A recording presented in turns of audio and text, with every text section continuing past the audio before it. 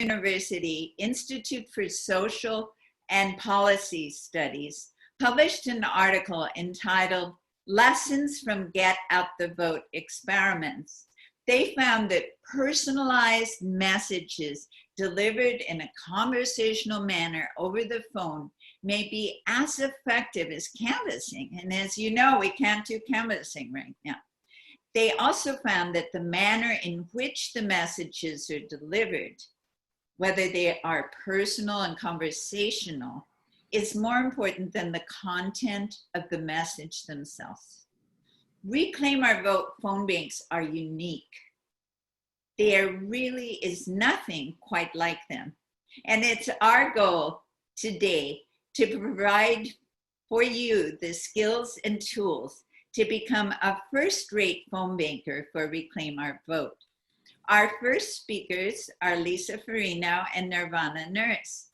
Lisa has worked as an event coordinator, a lecturer in Japanese literature, and an instructor in global studies. Her passions include writing, videography, and swimming. But right now, Lisa is a proud member of Indivisible South Peninsula and, of course, Reclaim Our Vote. And when she's not busy phone banking, she is homeschooling her 11-year-old son. Nirvana became an activist in 2016, and we all know why that happened. She's a child advocate counseling at-risk children, as well as a court-appointed special advocate. She also serves as a forensic accountant with one of the top 4 accounting firms.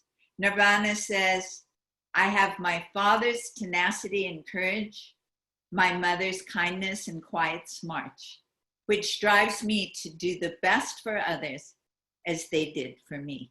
Nirvana and Lisa will introduce us to Reclaim Our Vote, the phone banking goals for 2020, and then share with you some tips for shy and uncertain phone bankers. Lisa and Nirvana. Thank you, Judith. So I'm going to go ahead and share my screen. I think, Pastor Ron, you're currently sharing your screen. You're going to have to unshare, or maybe Judith, you can do that. I'm not sure who's, there we go. Ah, beautiful. Okay. So we're going to go into just a little bit of an intro to Reclaim Our Vote. I know that a lot of you have already been introduced to Reclaim Our Vote. So we won't spend too much time on this, but so Nirvana, do you want to start us off? Sure. Welcome to Reclaim Our Vote. We are a 501c3 organization. We actually campaign under the organization of Center for Common Ground.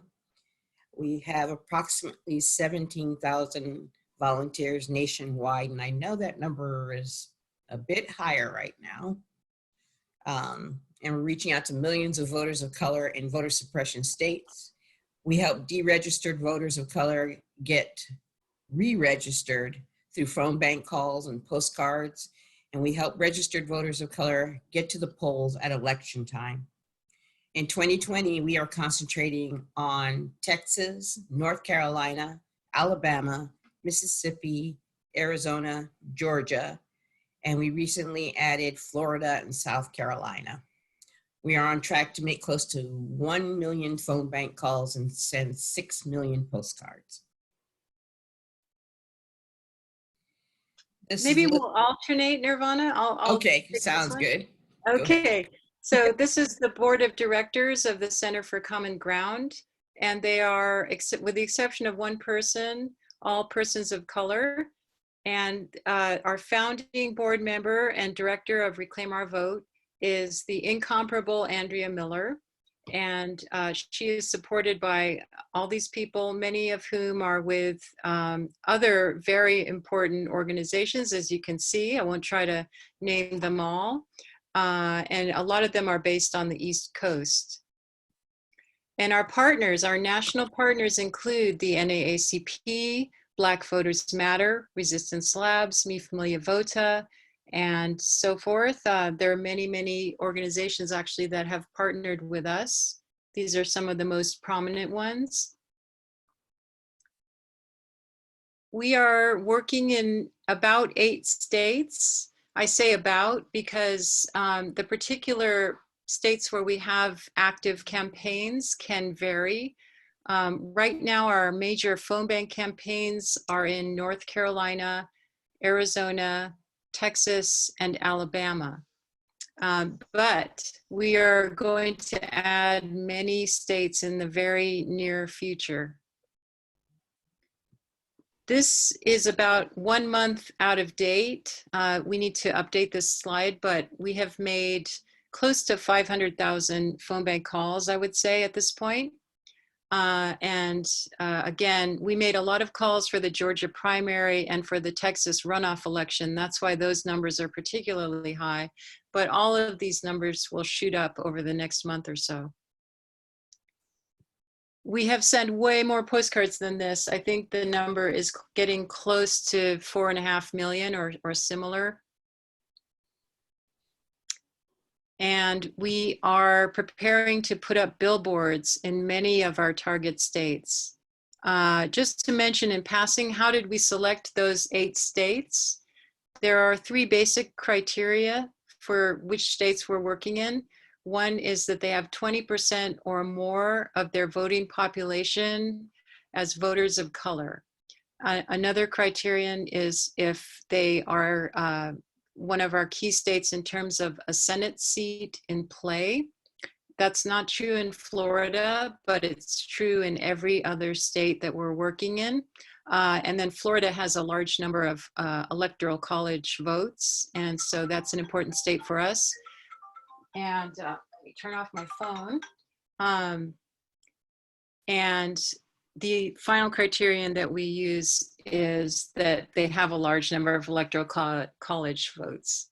So we're putting up billboards, and this is a great way of cluing people in to the importance of voting and things like early voting dates and times.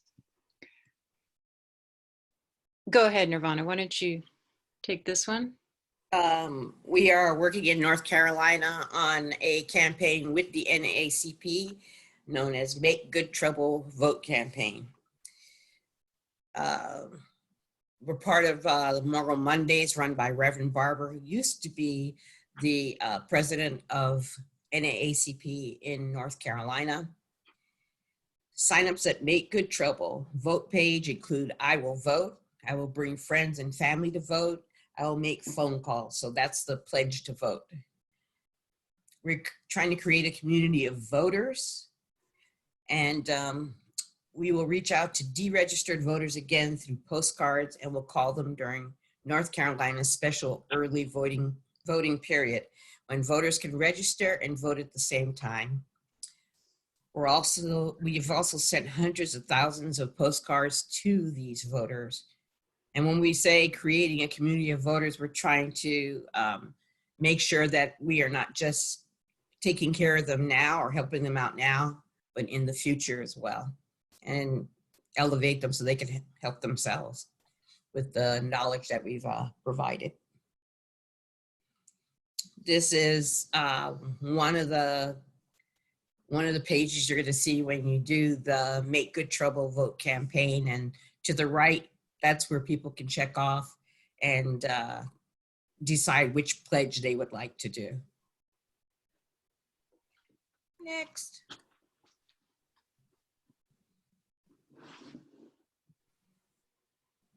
Arizona PEVL, Get Out the Vote campaign. PEVL means Permanent Early Voting Lists, and people reach out to receive absentee ballots for early elections. And then about 72% of active voters are signed up for PEVL. And we're reaching out to decline to state voters who haven't signed up for PEVL yet. Great message. People need to vote by mail to stay safe. Lots of Spanish speakers in the phone banks. We'll try to set up a bilingual phone bank for Arizona soon. We also do lots of get out the vote work for close to election time. When Judith and I were calling the other day, there was a 93-year-old couple, and they said, yep, they're signing up for Bevel, and they're definitely going to vote. General tips for making calls. You want to read through the script so you can be familiar with it when you make the call to the voter. And that way you can make it more of a, I lost my word already, of a conversation. Make that human connection so that you are having that conversation. In some states, and where it's most used is in the South, use formal sir and ma'am. It's in some areas, and in some areas it's not. So, and it depends on the age. These are nonpartisan phone calls. Make it clear from the start that you are providing information. You're not going to go out and talk about Trump. You're not going to go out and explain to people that they are in a voter suppression state. Trust me, they already know. Don't worry about large numbers of disconnects or wrong numbers, not in service calls. We're cleaning up the list, and what counts is overall volume of calls. 1 million calls by November 3rd is our goal. And I'm laughing because I read it earlier and it was less. Thank you, Lisa. Can I jump in? Yes, absolutely. Just to say that people tend to get a little bit hung up on, oh, am I coding this correctly? Or how exactly do I code this kind of call? Try not to get too hung up on that. Just remember that the only time to select disconnect as one of the coded options is when you hear the word disconnect in the phone company message. A lot of times you're just going to select not home, and just watch our phone bank training video and read our phone bank guidelines, and you should be good to go. And don't sweat all the details. The thing that really matters is logging those calls between now and November 3rd. We just want to get up to that 1 million calls total. So that I just wanted to emphasize that. But we're here to learn about how to make great phone bank calls. I also realized that. And so we're going to talk now a little bit about how Nirvana and I feel. And we're just going to take about 4 or 5 minutes to go over this. But how we feel making calls. We've been at this since October 2017, Nirvana and I. And we're still shy. We're shy people. And we're also persons of color. I'm of mixed race. I'm half Japanese, half Caucasian. And Nirvana can describe her background. But so basically, we come at it from both of those angles of being a shy person and being a person of color. So that makes it interesting. And I'll just kick it off, Nirvana, and then you can have your say about all this. My mother's from Japan, and she came in the mid-50s at a time when things were still fairly tense between the United States and Japan. The memory of the war was still fresh in people's minds. So there were subtle and then not so subtle forms of racism that she experienced. My dad and my mother experienced a lot of housing discrimination, even in California at that time. And, in terms of my own childhood, I remember incidents of racism. I don't want to dwell on those, but it's fairly complicated when you're a person of mixed race. Sometimes I was subject to the sort of model minority stereotype, where people expected me to act a certain way, I think because I was part Asian. So it was fairly complicated, and it still is. Sometimes I was just invisible, in terms of being of mixed race. And as I said, I'm also shy. So I have had experiences where actually, my very first job was as a telemarketer for the Berkeley Repertory Theater, and I didn't last long. One of my first phone calls was to a person. I was trying to urge him to become a yearly subscriber, and he said, I don't think I want to talk because my wife just died and I'm drinking to forget. And I was, I was devastated that I had interrupted this man's life to make a phone call asking him to subscribe to the Berkeley Rep. And after that, I just said, oh God, I'm never going to make phone calls like this again. And yet here I am. So basically, the reason I'm here is because I think this is absolutely the election of our lives, that everything is riding on this election, and these calls could not be more important. So I kind of got over my shyness and started making these calls in October, fall of 2017. And although I have reached people who have told me, oh, the person's deceased or, something like that, and I don't like to take those calls, I still feel that this is super, super, super important. And by and large, people are very receptive to these calls. If you don't hear them say, thank you for making this call, you hear an interest in the way that they're listening. Of course, you get the 5% or so who really don't want to be bothered, and you just roll through that. But even those people, they do not tend to be angry that you're making this call. It's just been, out of thousands of calls that I've made now, it's been a tremendously positive experience. And I have learned so much about different states in the South that I never would have fully understood until I made these calls. So that's my experience. And now I'll turn it over to Nirvana to share her experience. Thanks, Lisa.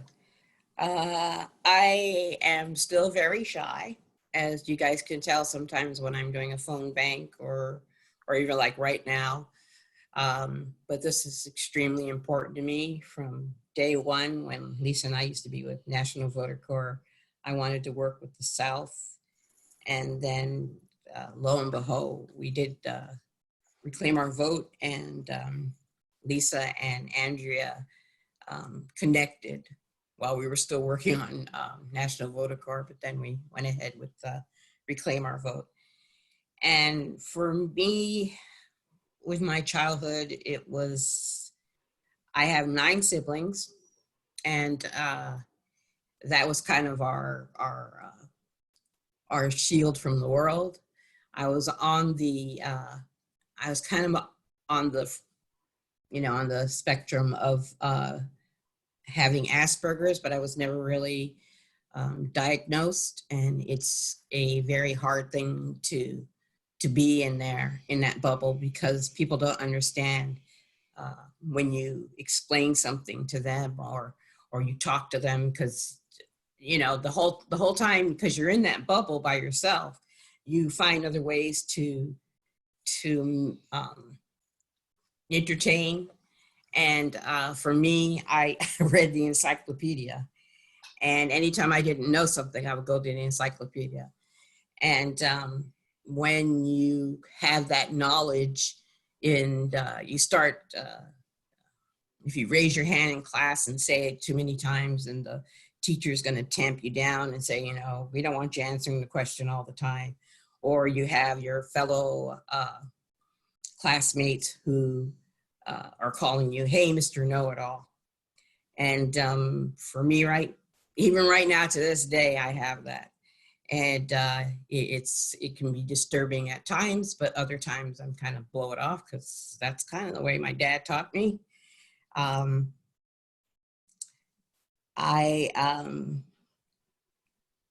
I said, I'm shy, but I have to do this, and that makes me even stronger and more determined, because it's not just about me. It's about, as you heard, I am an advocate for children, and that's in my mind every day, every minute. The children that are in the southern states, my nephews, my great nephews, and when right after 2016, and I don't think a whole lot of people heard about it, that there was a lot of things that were going on in the South where people were being kept away from the polls. And there was a shooting at a school because the poll station was at the school, and that was to try to prevent people from voting, of course.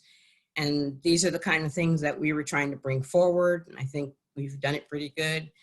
And here we are, and we're so happy that we have so many people that are willing to chime in and help and get this done. So thank you very much. All right. Okay, Judith, back to you. Okay, very good. Thank you so much, Nirvana and Lisa. Now, I am so pleased to introduce you to the award-winning playwright, actor, director, activist, and reluctant phone banker, Charlie Veron. Using the skills Charlie's developed as an actor, he's going to give us an in-depth guide to connecting to the person you're talking to while phone banking. Charlie? Well, first, thank you all for being here. Thank you for having done all you have done, for doing all you are doing, and thank you in advance for all that you are going to do. And thank you especially to Judith and Lisa and Nirvana for organizing and for doing the amazing work that you're doing to make our work possible. I am and will always be a reluctant phone banker. How can this be? I'm an actor. I go on stage. I direct. I teach. Theater is what I do. And yet, there is something completely unnerving about picking up a telephone to call a complete stranger. There is, you know, I have done a little bit of improv in my life. I've done a lot of performing my own work on stage, and I have trembled with fear backstage some of the time. But there's there's a different kind of unnerving quality about picking up a telephone to call a stranger. You don't know who you're going to get. You don't know how the scene is going to go. You don't know whether you get somebody. I believe it is an unnatural act. And yet, let us just take a moment and just notice what we're living through. Just notice what happened this week, what happened this year, just the times we are living through. And like Lisa and Nirvana, I too feel called to try to go beyond my shyness. And yes, there are shy actors in the world, many of us. So what I have tried to do as I navigate the strange journey of phone banking is to say, well, what can I know a little bit about theater. What can I bring from my theater background that will help me do this strange but absolutely essential act? And so we have this thing called a script. And when an actor gets a script, the script is really just the beginning. It's words on a page. And you'll often hear actors talk about, I'm trying to get the words off the page, trying to bring life to them. You know, you could think of the inanimate nature of the words on a page, and then the living quality that we try to bring with all of our being. And yet, I'm a theater guy. I am used to seeing an audience in front of me and picking up signals. When I've done political canvassing, somebody comes to the door and there's something happening in between us. There's eye contact. There's some possibility we're inhabiting the same space, and there's something oddly disembodied about talking to somebody with just the voice. And so all that we have in our voice becomes doubly, triply, quadruply important. The voice is our tool, as is our inner life. So when I get a script, as an actor or as a phone banker, I need to take some time with it. And I encourage you to think about how you can take a little bit of time. I mean, the impulse is, I've got to make these calls, I've got to jump in. There are millions of voters to reach. There's, you know, the election of our life. But taking even a little bit of time just to tune in and say, what am I putting on, what's underneath this for me? You know, first to tune into just the magnitude of what we're living through and the reason we're doing it. I like to begin the phone bank ritual. I mean, actors have lots of rituals before the show. My pre-phone banking ritual is to try to remember that I am one very small tile in a mosaic, and that together, it is not about me. It is about the small part that I can play in this big work. And then the script. And it's so, I look at the script and I say, what is it I want to bring to this the first few words of the script? What's underneath it for me? And that might have something to do with what we're living through. We're living through a pandemic. And while it's true that many people do not ever want to speak to a stranger on the phone, there's another truth, which is in these times in particular, I think people are longing for connection. They're longing for someone who will listen to them. They're longing to be heard. And that's especially true now when so many people are stuck in their houses and so many of us are dealing with stress and fear. But how can I bring the most sensitive, tuned in part of myself to these words on this page? That's the question. And sometimes I'll mark up the script as an actor would do, and I'll put my motivation: connect, be caring, tune in, listen. And different parts of the script might have different moments. So I you know, actors talk about beats. What's happening in this beat? What's happening in that beat? And you can't predict it. And the goal of it is human connection, so that the message that we're giving and the offering that we're offering, what we're offering is people a pathway to make it easy to do what should be easy, which is to vote, and what has been made difficult. So we're trying to open a path. So a lot of that intention can help us. And then there are moments where we can, you know, it's really important, because the Reclaim Our Vote script is a nonpartisan script, that we do not veer into endorsing anything or anyone. And yet, sometimes when you hear somebody say something, you can go off script and say, I hear you saying this, or tell me more about this. You can establish, once you have made a connection and you're getting some energy back, you can reflect back what you're hearing. And again, to try to do that in the most tuned in way. And this is where our wonderful human apparatus, those mirror neurons that we all have, can help us. And we'll each have to, but what one thing I really want to say is that this is going to be different for each person. Each person has their own path through phone banking, just as each person has their own path through life, and each person has their own path through any conversation. And so you gotta make it yours in whatever way works for you. And it's, for those of you who phone banked before, you figure it out as you go. For those of you who've never phone banked, it's trial and error, and you are allowed to fail. I fail frequently, and it sucks. I hate those calls where I get off, and right after I hang up, I think, oh, I could have said this. I blew it. There was this moment I could have said this other thing. It might have helped.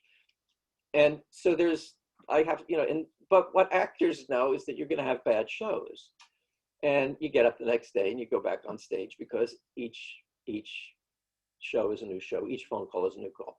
So I try to let myself let go of those regrets as quickly as possible. Once somebody gives you any, once you get your foot in the door, and there's a whole art to trying to come in with the best, most alive, most tuned in part of yourself, and at the same time keep kind of getting really good 15 seconds so that people know you're not a telemarketer and, and you are not a fundraiser. I sometimes even add, I'm not calling to ask you for money or anything like that. I'm not going to sell you anything, which allows me to put a smile in my voice, allows me to maybe introduce a little humor, allows me to disarm that. I try to frame what I'm doing not as selling, but as offering. And once somebody comes back, no matter what it is, even if they say, oh, I don't think voting's going to make any difference, I'll try to hear that and say, well, tell me more about that. And sometimes people will talk. And once you've got them talking, once people start talking to you, and it doesn't happen every call, it may not even happen in 10% of the calls, but on those rare occasions when people give you the gift of, how they feel or what they're living through, you have the chance to mirror that back, and then somehow to try to energize the phone call. And that's I work at a little theater in San Francisco called The Marsh, and one of my colleagues, Mark Kenward, devised what he calls the energy theorem. And that is that when people go to the theater, the thing they need more than anything else is to know that by the time they leave the theater, this is back in the old days when we still went to theaters, but by the time they leave the theater, they want to know that they're going to have at least as much energy as when they walked in the door. They don't want to leave feeling, oh God, that was boring. That was just, excruciating. They want to be energized. And I think the same is true in phone banking. People are longing to be energized. And when they're heard, and when you can give them back and then build their energy and say, oh, somebody else I talked to said something so close to what you said. God, a lot of people are feeling that way, aren't they? You can kind of take what they've said and energize it just a little bit and see what comes back next. The holy grail for me of phone banking is the calls where both the person I'm talking to and I end the call feeling like we have more energy than when we began. And maybe that person I talk to not only is going to make sure that they vote, but is going to make sure their family and their friends and their neighbors and their coworkers vote. Maybe they'll even start making phone calls. You don't know. That happens rarely, but it is possible.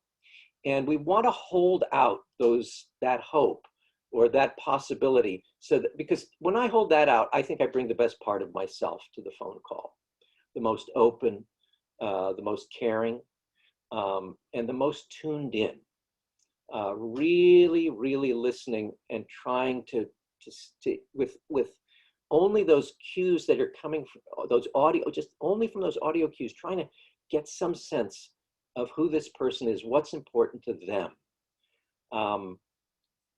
Couple of don'ts. I try never to lecture. I try never to give my own opinion. I try never to guilt trip. I always try to stay positive. Sometimes, a lot of people say start with a smile or before you even pick up the phone. But again, that's going to be different for everyone. There is no kind of one size fits all.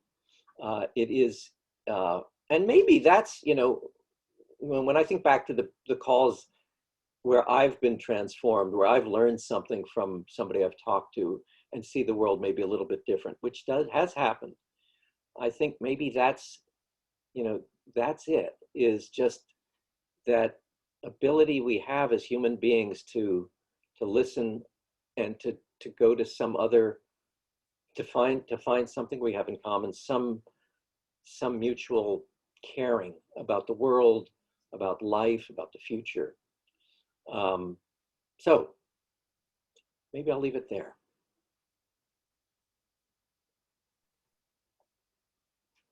All right.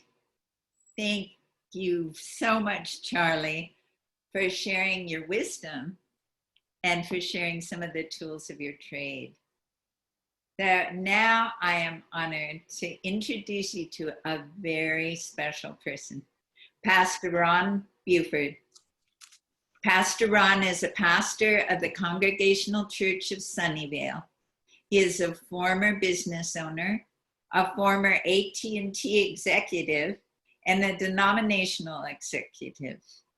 He is listed by Out Magazine as one of the Out 100, and he is the winner of an international award for marketing to diverse communities. I am so pleased to introduce you to the founder of Racists Anonymous, Pastor Ron Buford, talking today about overcoming racism in our daily lives. Ron?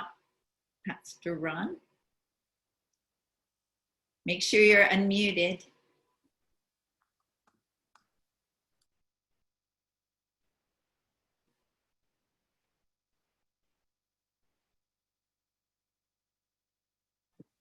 There we go. Ah, good. Sorry about that. Thank you so much, Judith. And thank you, Charlie. And thank you to Lisa and Nirvana for having me. When you started the introduction, you said, got to introduce somebody special. I thought, who else is coming on? But thank you so much for having me. One of the things this year that especially near to my heart is that given the events of this year, given what's happening in our communities, both candidates kept saying, what's on the ballot this year? And one of the things that is definitely on the ballot this year, and it has been, I think, every year, but more so this year, is racism is on the ballot. It's impacting what we do and how we do it, and it's on everybody's mind, in the back, in the front, somewhere. I went out to dinner last night, and I think I was a little surprised here in San Jose to, actually in Santa Clara, I went out for dinner and had a racist situation where someone was just really rather dismissive of me in a way that just doesn't happen all the time. And I was so glad that I was able to say, stop right there, I said, you will not treat me that way. I know you can do better than that. And it was interesting because she apologized.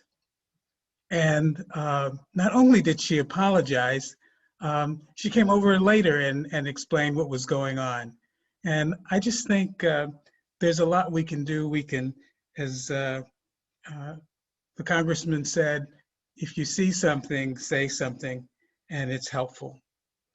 I think with Racists Anonymous, one of the things that we've tried to do is bring to the forward ways that we can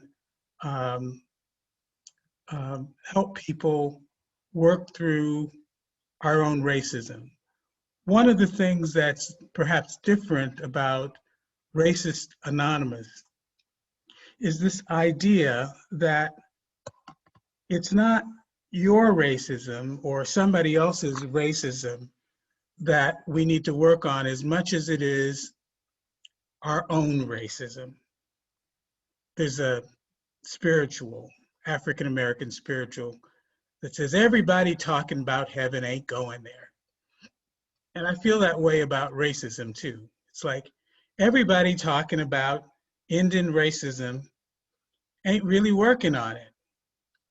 And we often see racism in others, but we created Racists Anonymous because of the realization that each of us really might want to consider the ways each of us is racist and ways that we can work on that.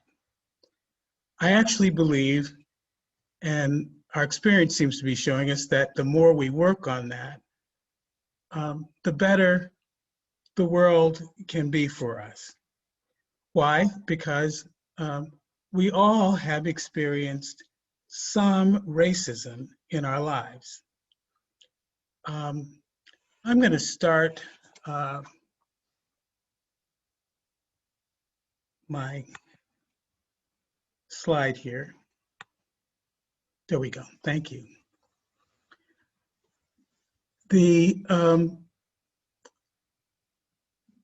There's Isabella Wilkerson who wrote a book recently that just came out, and I just think it's a phenomenal work. She, instead of using the word racism, uses the word caste. And one of the reasons that word caste is helpful is because everybody runs away from that word racism. If there's one thing you don't want to be, it's a racist. You say, even our president says he's the least racist person in America. And so people don't want to be racist. And yet in Racist Anonymous, not unlike with Alcoholics Anonymous, we really ask people to try that on and say, you know, there are things I do that are racist. And I think that there are ways for us to focus on that in the same way as a minister. You know, people come to church and, you know, if they don't want at some point to admit they're a sinner, we really can't help them. The same is true with racism. You know, one of the reasons we can't get rid of it is, I tell people it's like walking the dog, and you go out and you come back in and you say, I smell something. What is it? Well, you know, you tracked it in the house. We all have some responsibility for dealing with this, and there's some ways that we have all been segregationists in our own way. We list a problem here, and I want your help. Can I get a volunteer to be a reader? I need 3 readers. Can somebody unmute and raise a hand? Will that work for us? If not, I'll read it quick. Oh, good. Would you read the screen, please? Would read. The legacy of racism clings to humanity so closely. We ooze racism the way someone who eats a lot of garlic might ooze the smell of garlic by merely sweating. Because of America's slave legacy and its near annihilation of native peoples, among others, America can no more escape racism's continued impact than a fish in the ocean can escape getting wet. Racism and cultural oppression not only persist in America, but also endures around the world as if they were ancient anthropological holdovers like cannibalism. Want me to keep going? Oh, please. Is it any wonder that despite racism's dogged persistence, almost no one admits to being a racist? Isn't doing something radically new, civilized, and effective long overdue? If you continue. Okay. In strictly scientific terms, we may not be addicted to racism, but we may as well be. The impact of each person's or organization's racism varies dramatically based upon the individual's or group's power and influence. But so does the racism that grows in the hearts and minds of those harmed by racism. As a result, humanity remains deadlocked in a never-ending conspiracy of silence, as racism's primitive iron grip keeps us all in bondage to death. Isn't it time for a generation of courageous people to rise, tell the truth, and break racism's vicious cycle, starting with ourselves? Few groups or systems ever relinquish power voluntarily. Given racism's continuing costs to society, is the payoff for not shaking its iron grip still worth it? Just a little bit more, Carol. Okay. Do we get it? That rooting racism out of ourselves is the first step toward rooting it out of our society and its institutions? That it's not just a blind spot in some of us, but it remains the blind spot in all of us. Will we in our generation have the honesty, persistence, patience, and courage to unburden future generations by realizing that it's me, oh God? Or will we continue to deny the world the critically necessary ingredients because of our exclusion without which creation, according to God's design, remains unfinished. Thank you, Carol. Appreciate that. And we read this at every meeting just to focus, first of all, on the problem, and then there is a solution. I'm going to go to the next slide. Could I have somebody read the solution? Another volunteer? I will. This is Great. Sally. Thanks, Sally. Are we not the salt of the earth, the yeast? How many loaves of God's wonder bread have gone unmade, bread for the world's deepest hunger? Why? Because of the primitive racism hook within us, demagogues more easily exploit our inner jealousy, envy, and fear, pulling us away even from our natural self-interest to fulfill racism's destructive and unyielding demands. Here's the good news. God the Creator is still baking, speaking, creating, sending humanity the wide variety of ingredients necessary to finish creation toward God's envisioned perfection. With God's help, we can continually overcome, one day at a time, and teach other race addicts to do the same. For the purpose of Racists Anonymous, let us all consider owning our behavior as racist whenever we react to another solely upon race or some other external factor. That means if I see a group of Black or Latino kids walking down the street and I automatically lock my doors, that means if my blind date shows up, is white, and I refuse to answer, that means if an Arabic person gets on a plane and I automatically think terrorist, well, considering my honest answers to these sorts of questions, hi, my name is Sally, and I'm a racist. Let's end racism in ourselves first, and then let's see what happens. Thank you, Sally. Good job, both Carol and Sally, on reading. Thank you. What we then do is, I want to say one thing about the readings you just heard, and the next segment is that even though there's God language in that, there are groups that meet that are agnostic or atheist that use other language that might put in the word higher power or something like that. But again, this follows the 12-step model. The reason we use the 12-step model is because as I started seeing encounters of racism around the world, not just in America, it seems to me that it's a bigger problem, a broader problem, and it really is about us making differences in people based on external differences, and that we can solve a whole slew of problems if we can reorient ourselves to not focus on external differences and realizing it's going to take some work. At least I know it's going to take some work because I've got lots to work on. So if I could get somebody to read the 12 steps, this would be great. And those of you who have some experience with 12-step programs, you'll see these are familiar. Hi, it's Marcia. I would read. Thank you, Marcia. 1, I have come to admit that I am powerless over my addiction to racism in ways I am unable to recognize fully, let alone manage. 2, I believe that only a power greater than me can restore me in my humanness to the non-racist creature as God designed me to be. 3, for my own good and the good of future generations, I have decided to turn my will and my life over to the care of God insofar as I understand God. 4, I've made a searching and fearless moral inventory of myself concerning my bias toward others on the basis of race, class, gender, physical attributes, abilities, nationality, sexual orientation, and more. 5, I have admitted to God, to myself, and to another human being the exact nature of my wrongful thoughts and actions. 6, I am entirely ready to have God remove all these defects of character. 7, I have humbly asked God to remove my shortcomings.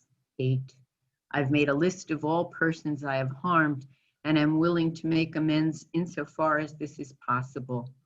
9, I will make direct amends to such people wherever possible, except when to do so would injure them, others, or create more harm than good.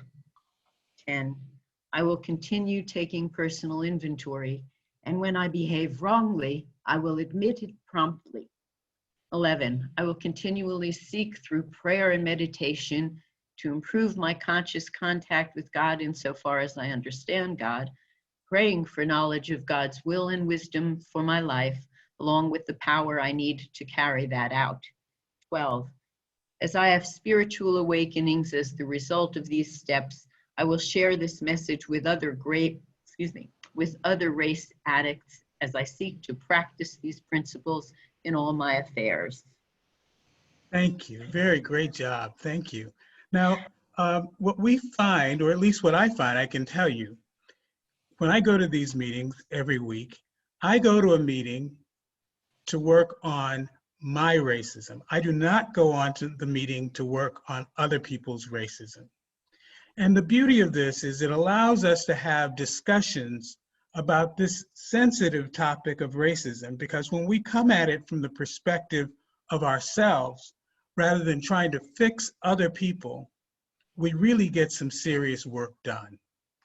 And we've seen people feel a sense of change. And what often is the block is when people want to change somebody else, but because they think the work on themselves is already done. Well, they're much better than I am, apparently, because I haven't been able to find that to be the case. So that said, I think it's helpful to have that in your mind when you're calling people and talking to them, particularly for when they're from a different part of the country. And it was with that in mind that I put together 10 call suggestions. One, as Charlie mentioned, smile. People can hear a smile. 2, people of color, especially in the South, resent people's instant familiarity. My name ain't Ronnie. Don't call me Ronnie just because you think it's okay. Actually, to be honest, as in 3 says, call me Mr. Buford until I tell you you can call me Ron or Ronald or something like that. It's different in the South. It's different for people of color. Why is it different? In a culture in which you didn't have a name, white people could call you anything. If you were a Pullman porter, you got called a name just because everybody who was a Pullman porter got called George, so that white people didn't have to think about what your name might be. Those kinds of things are really important. 4, a Southern accent doesn't mean the person is uneducated. 5, it may not be natural for you to say yes sir, no sir, yes ma'am, no ma'am, but if you're talking to people from the South, it's a familiar way. 6, listen to their stories. People have stories, especially in the South. Southerners, Southern writers, they tell stories. And it's by being open to other people's stories, they will listen to you as well. And don't presume the person doesn't understand that Northern racism is just as bad as Southern racism. And especially by going through Racist Anonymous, we realize that your racism isn't any worse than mine. You know, I've got to work on my stuff. And so everybody, I have not met anybody, despite the fact that they may be surprised that I think so, that I haven't met anybody that I think is not a racist. 8, if you don't understand something when you're speaking with them, ask for clarification. Understand that both you and the person you're talking to have accents. You know, it's not like they have an accent and you don't, or yeah. 10, it's okay to make mistakes. And if you make one, apologize clearly and move on. What I mean apologize clearly, I don't know what people would pass us for an apology for some people. It's like, I don't know if you think I said, or no, an apology says, I did wrong, I'm sorry, please forgive me. And if it's anything less than that, it's not really an apology. So here's some resources too. And if you want more information on this, you can write to info@racistanonymous.com. That's info@racistanonymous.com, and I will answer any questions you might have. Just added a new book to this list in recommended books. Cast by Isabella Wilkerson is just one heck of a great book. I think another point to make here is if you want to see racism go away, if I want to see racism go away, we have to be the change we want to see. What do I mean from that? I mean, we've got to break free from our own segregationist isolation. How? Well, you know, when's the last time you had a person of color over to your house? You know, we want to desegregate everything else. What about your dining room table? Can you desegregate that? What about your circle of friends? The second thing is you can start a Racist Anonymous group. We can give you all the material you need. Just write to info@racistanonymous.com. Or the other thing you can do is you can attend an online session of some sort, where one of the things that we were doing prior to COVID-19 was trying to get churches and groups to host a Racist Anonymous group. We don't have to do that anymore.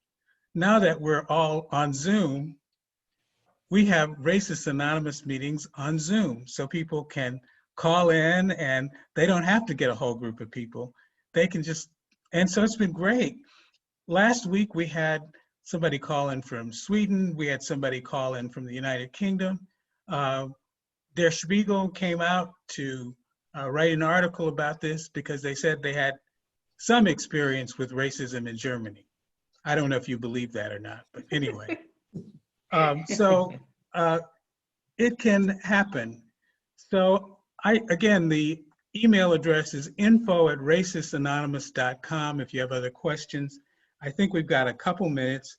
If someone has a question or two, I think there's maybe a couple minutes. Somebody time me. Thank you, Pastor Ron. There have actually been very few questions in the Zoom that I have been able to discern. Okay. There have been a lot of comments. One person said, if we want racism to go away, we have to live in the same neighborhoods and stop redlining. Somebody did have a question though. Is white Jesus a form of racism? Well, I think so. Isabella Wilkerson, in her book, she talks about how the whole white thing came about, which I'd never really considered. And it reminded me of something that happened at my church.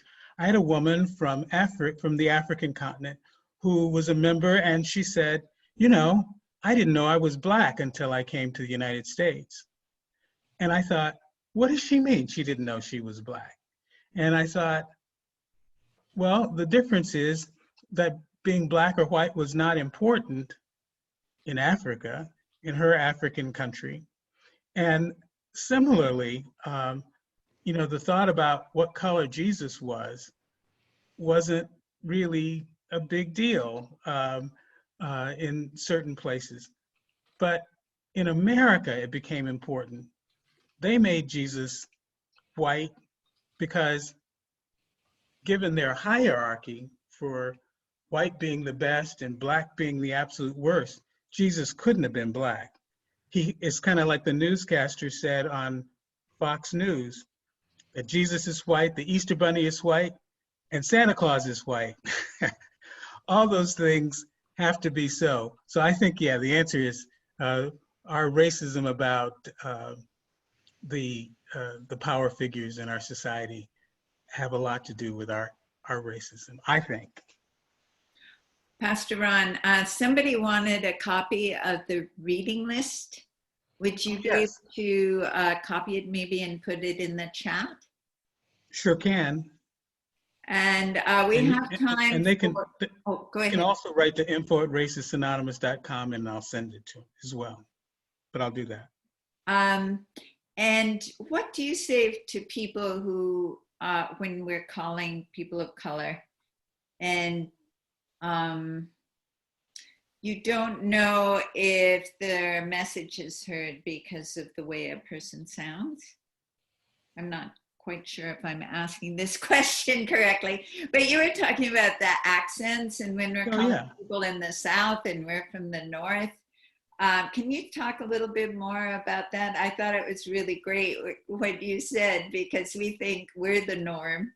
But when we're talking to people in the South, of course, they think they're the norm and we have a funny accent up here. That's exactly right. And I think it's just an awareness of that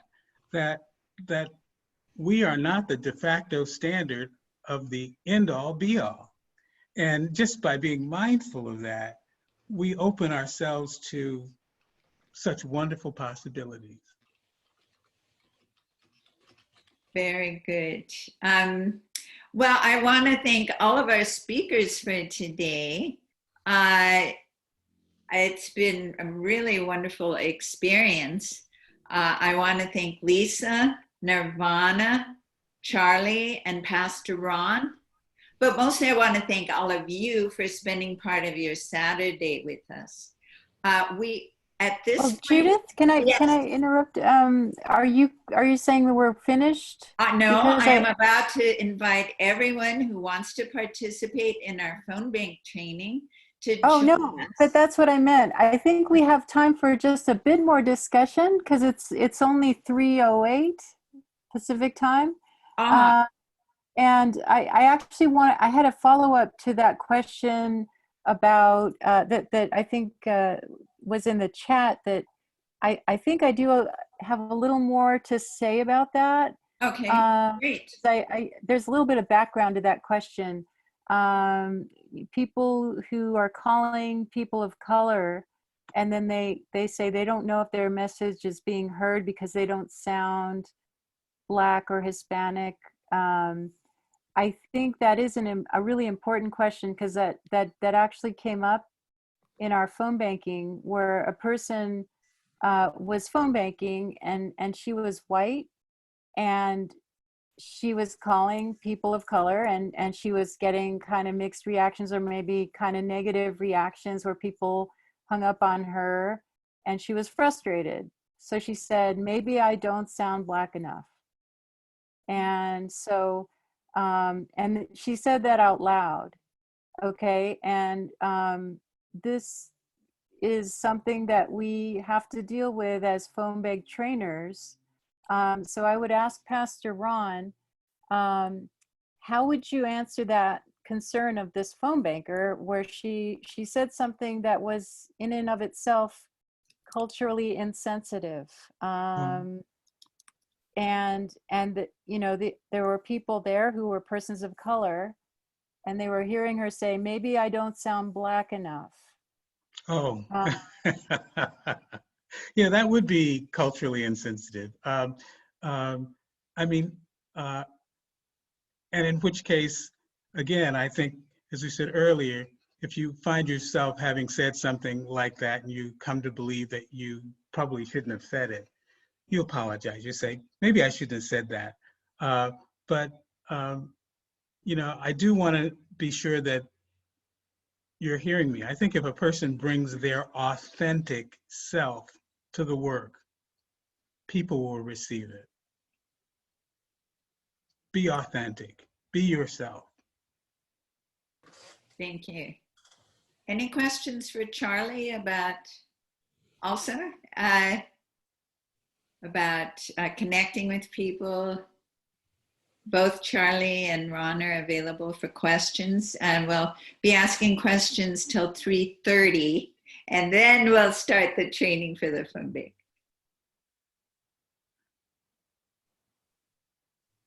I want to make a comment, if it's okay. All right. It's funny that it just sunk in my brain a while ago that the person said that they don't sound Black enough. Well, same thing's been said about me. And as you can see, I'm a Black person. So it's kind of an ignorant statement. And I kind of want to read this too, if it's okay.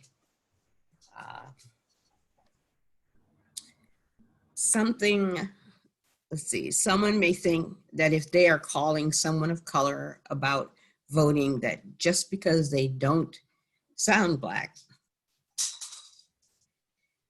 they may not think they're talking to someone that is Black. Or when he or she leaves a message, the voicemail message didn't sound like it was a Black person on the phone.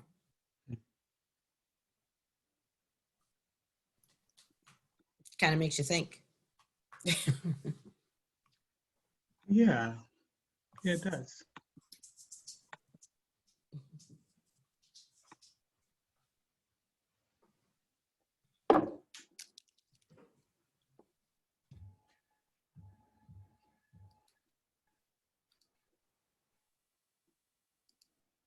Well, I do think that there has to be more expectation for trying to copy that in the comments before it was too late. um, uh, there has to be more expectation for people to hear people without regard to their race or their creed, unless there's some barrier where they can't understand the language spoken. But again, I think if people are authentic and they really care, people will hear it. And if they're mindful of their own racism, like if in the previous example, if the person actually said something that was racially insensitive, they might think, was there another way I could have said that, and not be hurt about it, because it doesn't make you a bad person that you did something racist. It makes you a person who wants to improve. Here's a great question, and something we run across often when we're phone banking. When someone says their vote doesn't matter, what would you say to them? Well, there are many gambits. And let me actually go back to the last question, if I may, and just say a word or two about it, which is,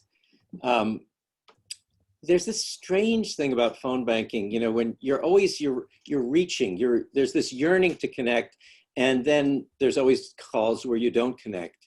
And so you start second guessing yourself. Did I do something wrong? Did I say something? Is it my voice? Is it something, could I have phrased it? And, as somebody once said, the plural of anecdote is not data. We're dealing with, and phone banking for me is often a roller coaster. You have a great call, then you have a call where somebody hangs up and you feel terrible. And it's just, you gotta keep in mind that we're trying to reach 1 million calls, and this is one of them. And there are gonna be calls where, for whatever reason, it doesn't work. And try not to generalize or jump to too many conclusions from that. Just try to get back up, come from your deepest, truest, most sensitive self, and try again. Live to make another phone call. I don't know. Do you want to say something, Pastor Ron, about the my vote doesn't matter? No, I think what you said was good. This is another great frustration I've had, both as a canvasser and as a phone banker, is running into people's, you could call it apathy, you could call it indifference, you could call it, in some ways, it's a form of woundedness, that people don't feel that their voice matters. I have tried many gambits, many have failed. And I am trying to encourage people. I mean, there's a wonderful political messaging guru named Anat Shenker-Osorio, and she has some great stuff to say on this. And one of the things she says is not to ask people whether they're going to vote, but whether they're going to be a voter. That it allows them to, and once, if you can get them, whether or not you can get them to say whether they're a voter, is to reflect back to them that people, if it's a young person, and that's where I get a lot of my frustration and despair, is when young people seem unengaged, is to say, you know, what I'm hearing is, what I'm experiencing this year is that young people are engaged politically in record numbers like they've never been before. Young people are voting in record numbers, and it offers them an easier doorway, I think, than to lecture them, which I have attempted to do. All kinds of failed gambits that I am tempted to go into for their comic value, but won't. I don't want to repeat my failures lest you try them too. But encouraging people to see themselves as a voter and to see that they are part of something larger than themselves, and that it is, you know, whatever in whatever way you can do that feels authentic to you and to the conversation. Charlie, I will say this, because you just said something that triggered a thought in me. One is, you know, when I think about it, especially this week being the 100th anniversary of women getting the right to vote. And I also think of many of my forebears who couldn't vote.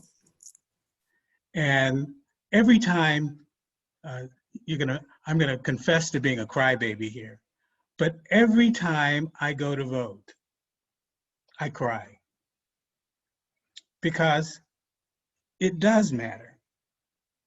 There are people who died for this right to vote. I mean, they literally died. They were beaten up in all kinds of things. And because of that, when somebody says, my vote doesn't matter, I think, the hell it doesn't. So yeah, it matters. So yeah, go vote. No matter who you vote for, you know? How would you encourage someone who is saying that, though, Pastor Ron?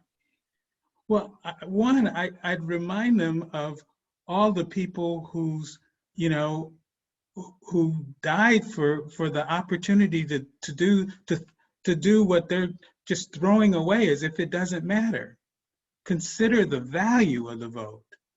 And there are times our vote doesn't seem to matter, but sometimes there are situations where people are winning by very small margins, and every vote counts. So true. Judith, could I say something about Yeah, what Charlie right. said? Okay, that's interesting. Just that in campaigns I've been in, not necessarily this one, but they've suggested to close with "Thank you for being a voter." So when I make voicemail calls, I end with "Thank you for listening and for being a voter," you know, and hoping that that will put the idea in their mind to maybe go ahead with some of the suggestions on it. That's great, Nadine. I want to chime in just a little bit to say that, you know, what works for one person you're talking to may not work for the next one. And it is all trial and error. And I think ideally, as we make more and more calls, we tune in and we get our batting average goes up. Never gets to 1,000, may not get to 500, but it goes up. And we learn when to use which. We get better. We get a little bit better. You know, another gambit that you can use with people who don't seem engaged is to just say, I really hear, you know, tell me more about what frustrates you about the political process, or why you feel, you know, to try to listen. And when you listen, if you can get them talking, then you can calibrate what, and you may have 5 or 6 different arrows in your quiver. different ways you could approach it, or over time you may get more, and be able to select one that feels true in the moment, or discover one that you hadn't anticipated. I would really, really urge you not to guilt trip anybody. It does not work. Stay positive. I agree. I And, agree. and as frustrating as it is for us to hear, for those of us who think the vote is sacred and who know that people died, as frustrating as it is for us to hear, that speaking from that frustration will not work. Oh, okay. People in my experience, they don't want that. They want a little crack in the doorway. They want a little path toward, and that may be just listening to why they feel so left out of the process. Interesting. Can I just add just a tiny note to that, Judith? Yeah, please. So I agree 150% with what Pastor Ron and Charlie just said. Listening is so important. And one of my early calls for Reclaim Our Vote was in the Alabama 2017 special election with Doug Jones and Roy Moore. And in that phone bank, we were talking to mostly African-American voters in rural counties in Alabama. And I came into that thinking, what do I know about people living in Alabama? You know, whether they're Black or white, I know nothing about Alabama. I felt so unqualified to make those calls. But one of the calls was to an elderly woman, and she had a very calm voice. And I said, I'm calling about the election, the special election. Are you planning to vote? And she said, young lady, or I don't know if she used those words. It sounded like, you don't have to tell me about voting. I was stepped on by horses during the civil rights campaigns of the 60s. And I was shaken, and I was almost starting to cry. And it just, it made me think about these calls in a different way after that. And, sometimes it does cross my mind still, like, why do I have any right to reach out to these voters, some of whom are elderly and who went through the civil rights campaigns? But there was also a bond formed with that phone call to this effort. And I think she never said, how dare you call me? She just said, young lady, I know about the importance of voting. And, I think, she might have even said thank you, but it's not that these voters, for the most part, they do understand. And it's just, maybe the younger people feel powerless to make change. And so listening is going to help a lot, and with the older people, I think they pretty much know that this is important because they have lived so much of this. And that's, I'm going on too long, but that's how I come at this, so to speak, is, I think about that call with that elderly woman in Alabama. Yeah. Judith, Thank one you. more thing. Yes. It's never too late. My father, who you mentioned earlier, he died at 91, year before last, just the year before last. Oh God, I hope I don't cry. And he lived in Tracy, and he was fighting for people's rights. He was constantly in the front of the I don't know how to say it, the representatives in Tracy, constantly fighting for people's rights. And he actually got thrown off a bus because he's got in an argument with these young men because he told them they need to get up and let these older people sit down. And the driver ended up putting him off the bus with the lady that was going to sit down. And he went back and fought about that in front of the representatives, and he won. So it's never too late. And it's weird because the rest of my family does not get involved. And they have kids, and And I wish they would get involved, and I'm just hoping that they would be 90 something too, and eventually they get involved as well. And I'm actually poking the bear because I'm hoping one of them's on here and they can say whatever they want to say afterwards. But it's never too late. So, hang in there and, have faith. Sometimes human nature just makes things happen a little bit later for some than others. I'm still thinking about Charlie's point, and I kept thinking of this song from Crosby, Stills, and Nash. It said, "Find the cost of freedom, buried in the ground." It's not about guilt. It's about value.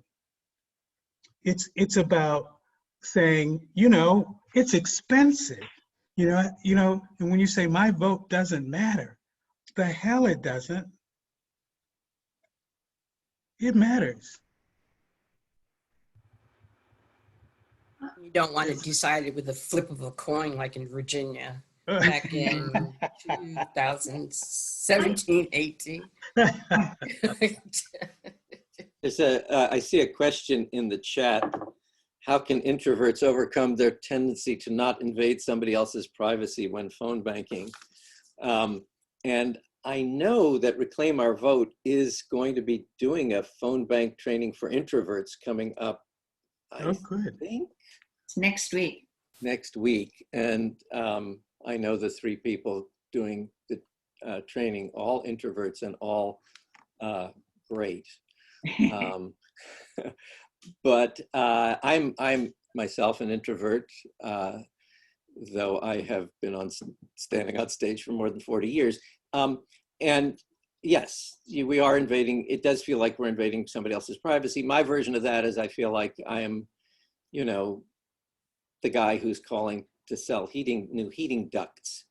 And how much I don't like getting those calls. And what I try to remind myself is of the calls I've had where people have talked to me for 10, 15, or 20 minutes, and I was in some way the ear they needed. And while, yes, you are invading some people's privacy, and some will hang up on you and make me, I always feel bad after that. Though it is not about me, it's about them, or maybe they've got to attend to their kids or whatever. But I try to remember that, there's somebody out there who is needing an ear and maybe needing an offering of some way that they can engage at another, become engaged politically that they would not be without my offering. Again, for me, a lot of it is the shift from pushing, selling, demanding to offering a path. I hope that's of some use.